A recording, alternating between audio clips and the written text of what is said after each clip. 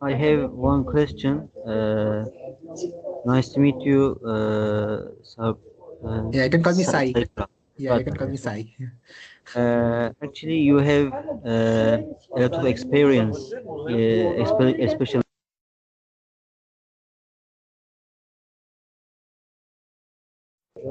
it can be a lot of voices in there in my. It's okay. It's Um, okay. Actually, Shay, you have a lot of experience, especially in this field, battery field, and during the doctora and postdoc, you are working on battery field. And apart from this studying, this presentation, actually, I want to learn some things from you and maybe give advice for us. And finally, therefore, actually, uh, most researchers are working on batteries, especially sodium ion lithium ion solid state batteries. Uh, and Musab and me, about 2 years, and Musab maybe 2 and 4 years, we are studying in this field. And during the undergraduate, and now I am studying a master program. Uh, Actually, we want to study, we want to improve skills, battery field. Based on our discussion and your experience in this field, which battery technologies do you think are the most promising to focus on impactful research over the next five Um, and 10 years, and why? uh, Actually, especially Germany, most researchers uh, are working on uh, solid state batteries mhm, and dry cutting systems, mhm. and they want to improve different different um, skills. You say yes, and I want to learn some things from you. Okay. So I would say after completing a master, Um, this is completely. Oh, yeah, yeah, yeah. Ahmed? by the way, What? I'm sorry to interrupt. I was going to move forward to these kind of topics. So, Sure, sure, if sure. there is no if there is no question about presentation, so directly we can start with this question. Actually, I was going to ask that question as well. So, like, what would be the like next trend like from your from based on your experiences, what would be your advice for us, like what would be the best skills and what would be the best battery technology or battery type to continue our research and our career as well. So I would Yes, say, okay, it's a completely personal opinion. I would say first talk to as many people as possible. I mean, like this platform, when actually Ahmed shared, and then I was going through like the YouTube videos, like of previous speakers, and then like the Instagram page. I would say it's a very good thing that you are connected, because what happens is awareness is one of the things. I think most of people, like when I was doing my master's, I did not have much awareness about, like, batteries, and then you can do internships outside, all those things. So it's a very different thing for you all right now with internet so much. So I would say be aware is a very big thing.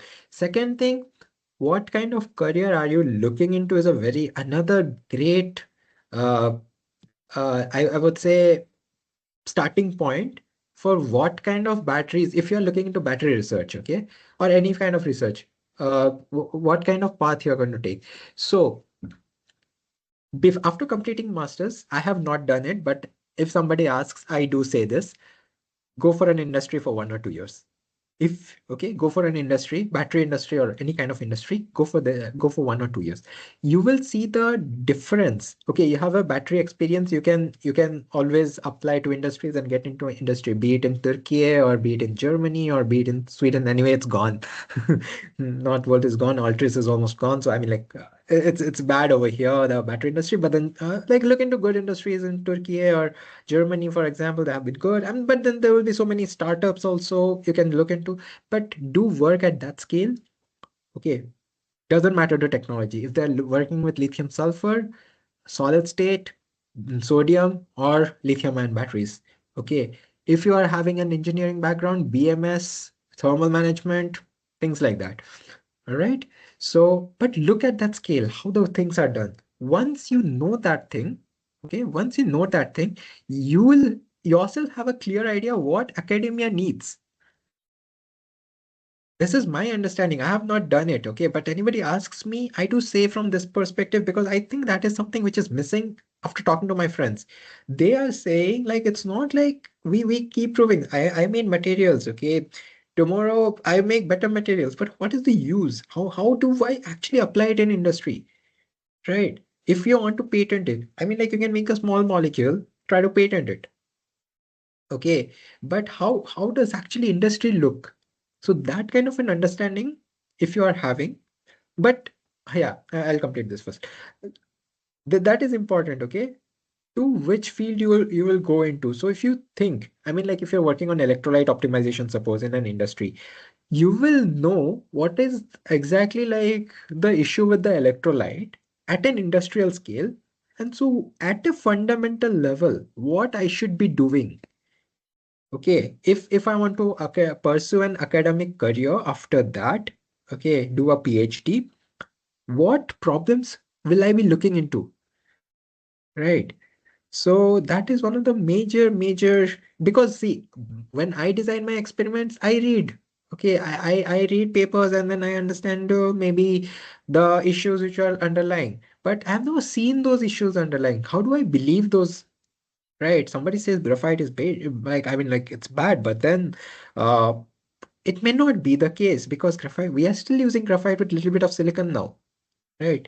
So for anybody, I would say just go to industry 1 years, 2 years max. If you want to do PhD, if you're sure about it, that you want to do have an academic career for at least 4 years, like, but have an industrial experience, know how we are working, what problems are you looking into. Industries have very standardized procedures, right?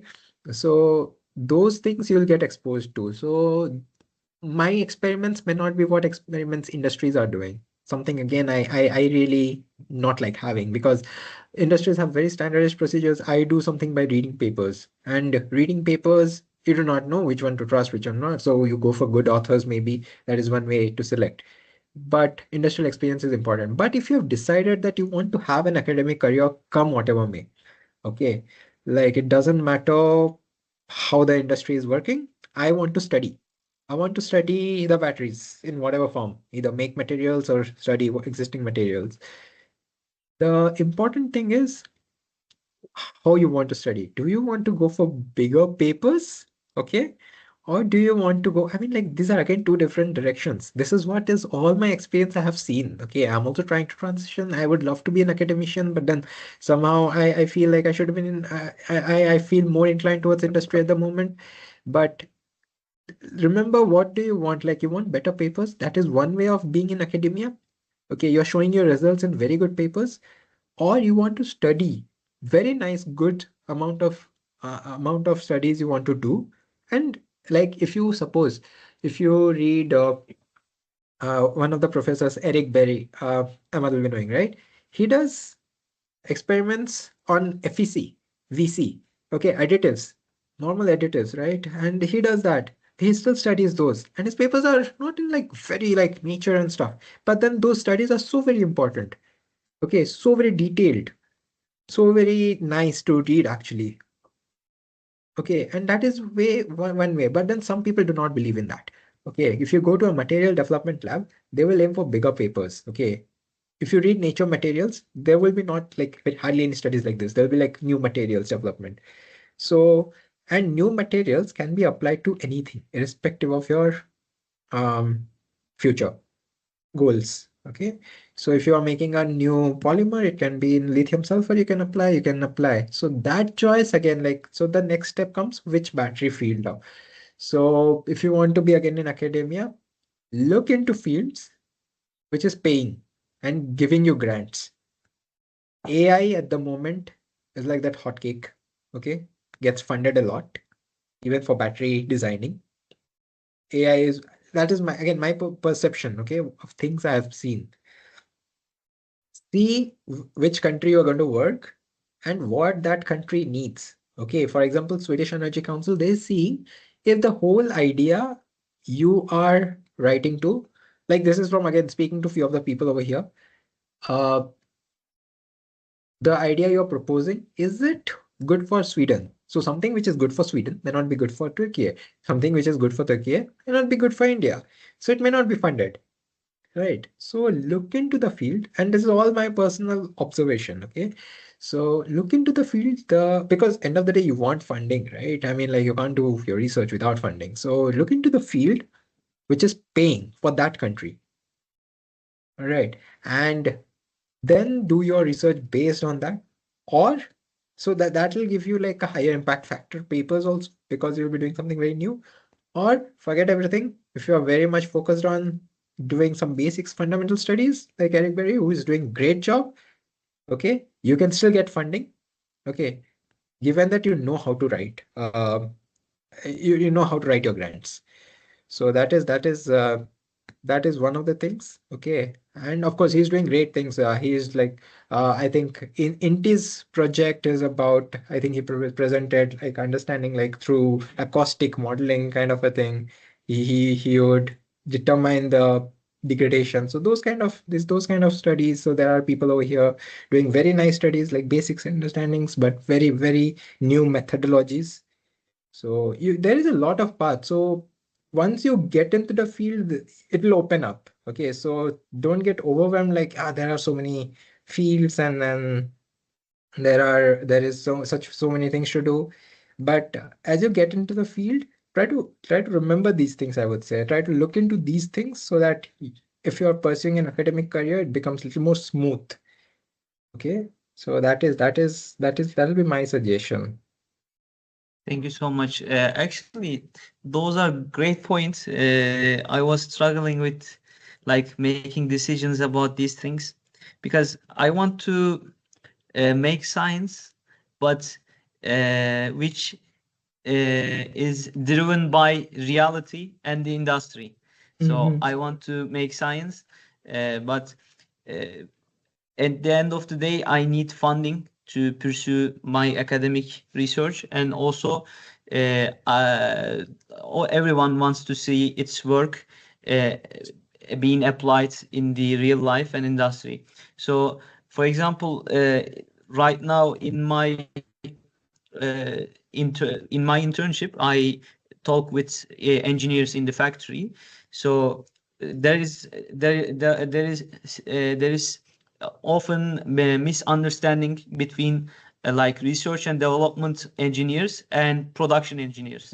So research and development engineers, they are trying to like find a new formula and some new ideas, but they are not aware of the like production sites. So they always fight each other. So whenever they whenever in the factory, whenever R&D department suggests something, so our production engineers say that how can I transfer that chemical? How can I like buy it, transfer it, and how can I operate within my current like setup, like process flow. So because of that, like yesterday we were talking about it, and one of the engineers told me that you know what, I'm right now a production engineering in this factory, but my long-term goal is to pursue PhD, then move forward to industry, come back to industry again.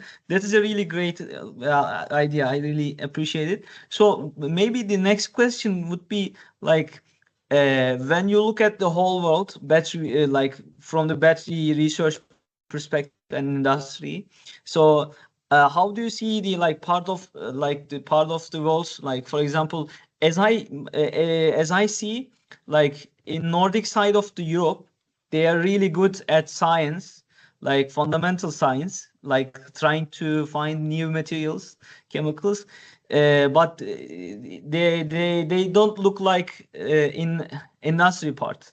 So like when you compare the continents and like main battery regions, what would be your comment for each? Like, for which profile do you recommend that place? Because like most of our followers and most of our team members right now, me as well, we are trying to find a place to pursue our battery research and career. So according to our needs and aim, the direction should be different, right? So what would be your comment on that? So, okay. Now, what I know of is there are two kinds of things you'd have heard. Like there is a research institute, like a RISE. Okay. So when I was working in Japan, I was in a research institute. Okay, Japan Advanced Institute of Science and Technology. So those kind of places are generally, as much as I know, okay, like this is not again like foolproof kind of a thing that you can talk to more people about it. But then from my experience, those kind of places do applied research. So in my lab, like my previous lab, it was more about studying very new materials, like I showed you, and developing new materials. So that was like the main focus. But in universities like Uppsala University and things, it's more like doing a fundamental study. Okay. This is like universities try to do this. I'm not very like 100% kind of like confident on this statement which I've heard. Okay, but then somehow I mean, like from a research institute, I've come to a university. I do see that kind of a research because if you look into the recent papers that have been published, for example, in different universities, if you take for that matter, that have been studying more in detail about something which is established. Okay. So there may be like papers on why PA is a bad binder at 2%, but is a very good binder at a 10% or something like that. Okay. But then a research institute will not care about PAA. It doesn't, for them, it is about making a new binder material which works very nicely at 2%. Getting the whole thing, right? So, and that binder may not be industrially straight up today. It may not be applicable, or in future it can never be applicable. In my previous lab, we also have like few patents, but then it's like when you go into industrial scale, okay, it becomes difficult. But then we also have a patent from our previous lab, which the industry was very interested in when it came to like making additives. So that can happen. So, but then research institutes try to make a tomorrow kind of a thing, while universities do study something like current materials in depth. Because even optimizing the current materials in depth can result in a great thing, right? Like if you optimize a PA is already commercialized. So if you optimize at 7% rather than at an 8% or a 6%, okay, so currently suppose you are using 10, but you can optimize it at 7% somehow. Okay, so you are adding that much higher capacity to your battery because you're adding more active material. So I think it depends what is your objective. How do you want to see your research? Okay, do you want to make new materials? That is fun. Okay, do you want to study more materials? So it doesn't matter. I mean, like it's optimized, it's not. I didn't study like 80% what happens, 60% what happens with my polymer, 50% what happens, 90% what happens. I just wanted to study at 80% this new material, how it behaves, what is the charge transfer. Okay, and if there is any charge transfer, so not put, but like I had done a monomer kind of a reaction, small reaction to prove the charge transfer that is taking place. Okay, pi star transition. So simple like reactions and new materials. It depends what is like your aim. How do you want to look at your research? Do you want to look at, so yeah, I mean like industry end of the day, if you want to transition, it will anyway help you. Okay, you are working with anodes irrespective of in academia or in I mean like more industrial focused. So it doesn't matter. Also try to look for, I would say, if you want to industrial PhDs, if you want to go into industry, that is very important. Because industrial PhD, you will be working closely in association with industry, so you'll be knowing what you are looking into, like what the industry is looking into rather.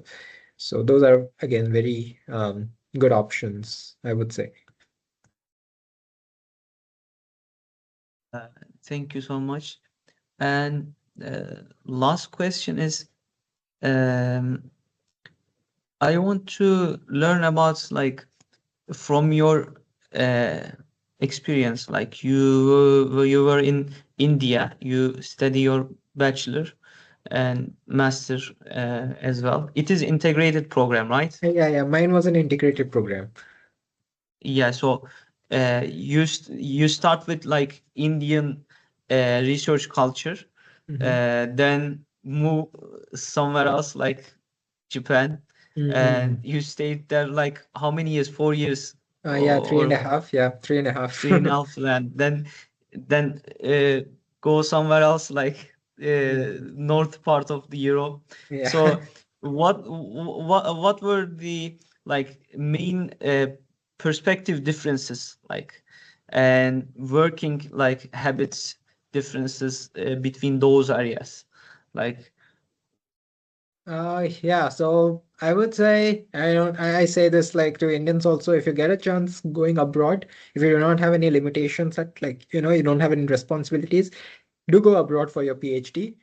Uh, India, some institutes are really good, okay? I mean, but still, they do not match the basic research institutes in Japan, I would say. Like, I didn't do in a great research institute in Japan, like by QS rankings, if you see, okay?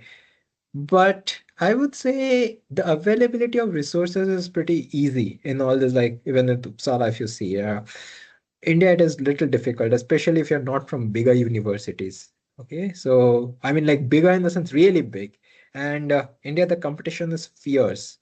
There's a lot of people, a lot of ambition, and everybody wants to do, I mean, like, not everybody, I mean, like, so many people want to do a PhD. So there is this national level exam, which is really tough for me. At least for me, it is really tough. So I was like, I can draft a proposal which is easier for me than crack the exam.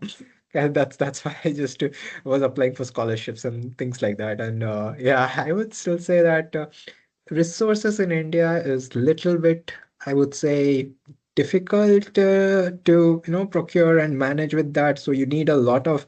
But then good part is if you apply to industry, you can have a like you can put on your CV had a good vendor relationships because you'll be contacting so many vendors for giving a good quote so that you can order. I mean, like you need not break your head on those things much and abroad. But yeah, that is one thing in India, I would say. The research, because of this, the research is slow. So in very good labs in India, maybe you will finish in 4 or 5 years. But sometimes because of this limitation, it does take up to like 7 years. So that is like 7 years of your life you are spending on your PhD. So if it is like a really good PhD, then maybe 7 years is worth it. But then if it's a okayish PhD, mediocre PhD, then 7 years is not worth it. Okay, so that is one thing I would realize, and that's why I never wanted to do it in India. Japan, I would say, because I was in a research institute, it's more fast-paced. I mean, like, and new materials is like really novel something you have to make. Okay, you cannot. I mean, like, even if there's something lab is working on, so that is really novel. So you are even though optimizing like in a certain way. So if it's like lab is working on A and somebody is coming and doing A plus B. So your task is A plus C. Okay, but the whole thing is A plus C may not work. So A plus B works, A plus C doesn't work. So now you have to find like eight, so many combinations come. So that is if the lab has a specialization. But if it is not, then you have to really find novel materials and then for going into good journals or even decent journals and things like that. And that's little hectic sometimes, I would say. But then if you're I mean like if you're working hard enough and you somehow get a little lucky also you can find really nice papers, polymers, because I was working in polymers. uh Uppsala has been really nice in terms of work, I would say. Even Japan, my professor when I was working, he was very nice, super nice with the work culture. So that way I would say, blessed. Some people, I do not know, they have their own complaints like every other place. I mean, like everybody will have their own share. So, but then, yeah, Uppsala has been really nice in that way. I would say the work culture has been nice. But difference to India, these two countries, material procurement has been much easier, I would say. And resources, the availability of resources, the availability of, the instruments or something like that has been more. And that is something which is very helpful. So when I was in Japan, so it was a small research institute, and like we have over here clean room. There is clean room, and all the instruments are there. Okay, there's nothing like you have to run. I mean, like all the instruments you would need to do a basic research, everything is there. Okay, and it's a small research institute. Not many people work, so every time it will be free. Okay, so there is like three divisions. Material science, I mean, like things you would need that are almost free. I mean, like it will not be occupied kind of a thing. And one more thing, here we do pay for using instruments, if you know that. Like if I have to use SEM,